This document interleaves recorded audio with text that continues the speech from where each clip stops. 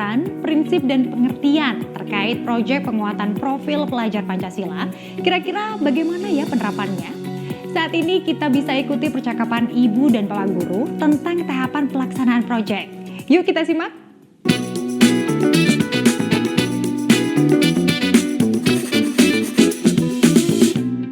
Tahun ajaran baru sudah di ambang pintu.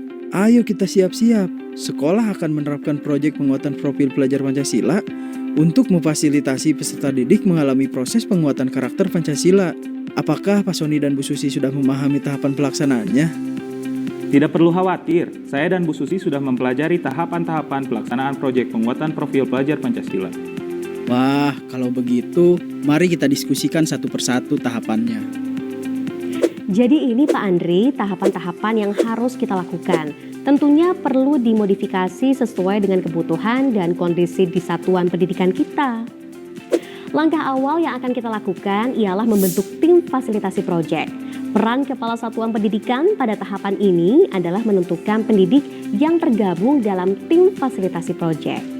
Siapa saja sih tim fasilitator ini? Tim ini terdiri dari sejumlah pendidik yang berperan merencanakan, menjalankan, dan mengevaluasi berjalannya proyek. Sebentar, bagaimana ya langkahnya ini?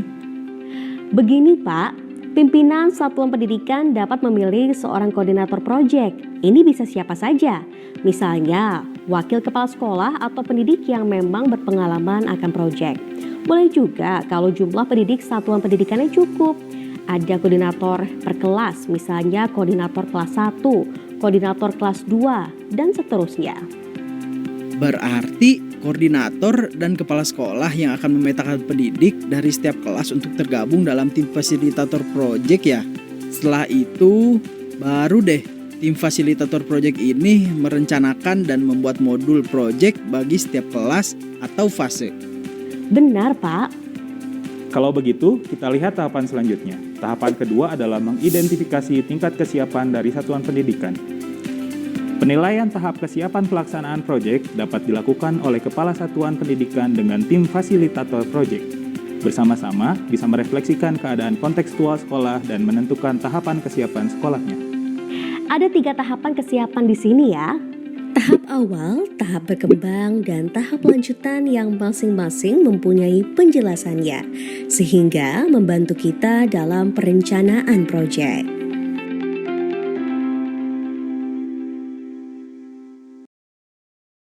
Wah, kalau begini, kita dapat mengidentifikasi sendiri ya?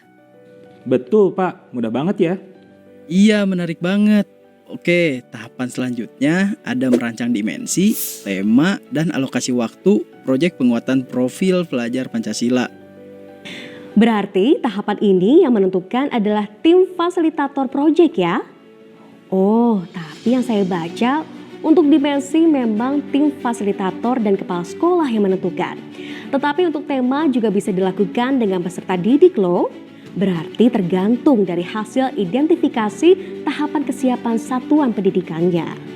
Betul Bu, dalam 1 tahun ajaran, satuan pendidikan dapat memilih 2-3 dimensi yang menjadi fokus dalam 1 tahun.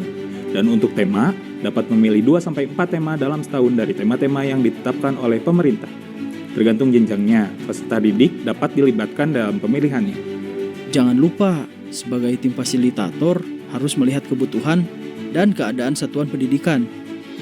Karena ini yang akan menjadi pertimbangan utama saat penentuan dimensi dan tema. Kita pilih dan fokuskan dimensi dan tema sesuai dengan keadaan kontekstual satuan. Kemudian, tim fasilitator juga dapat menetapkan alokasi waktu proyek. Tapi ada ketentuan alokasi jam proyek per tahun untuk setiap jenjang tidak ya? Berikut Pak Andri, ada ketentuan alokasi jam proyek per tahun untuk setiap jenjang. Pada praktiknya jumlah JP ini akan dibagi sesuai jumlah temanya selama setahun.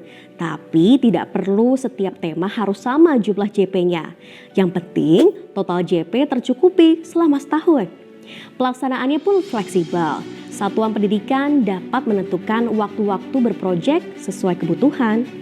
Lengkap banget. Lalu apa tahapan selanjutnya ya Bu Susi dan Pak Sony? Tahapan keempat adalah menyusun modul proyek. Dalam menyusun modul proyek, tim fasilitator menyusunnya sesuai dengan tingkat kesiapan satuan pendidikan. Tahapan umum dalam penyusunan modul proyek yaitu menentukan sub-elemen yang akan menjadi tujuan proyek, mengembangkan topik, alur, dan durasi proyek, serta mengembangkan asesmen dan aktivitas proyeknya. Oh begitu ya. Sekarang saya jadi lebih tahu nih apa yang harus dilakukan terlebih dahulu. Apakah ini tahap terakhir? Bukan Pak, tahapan akhir adalah merancang strategi pelaporan hasil proyek. Di sini, tim fasilitator merencanakan strategi pengolahan dan pelaporan hasil proyek. Tentunya juga bekerja sama dengan tim pendidik lainnya. Mantap, lengkap ya tahapannya dan siapa-siapa saja yang berperan. Semakin bersemangat nih. Mari kita mulai tahap pertama. Siap!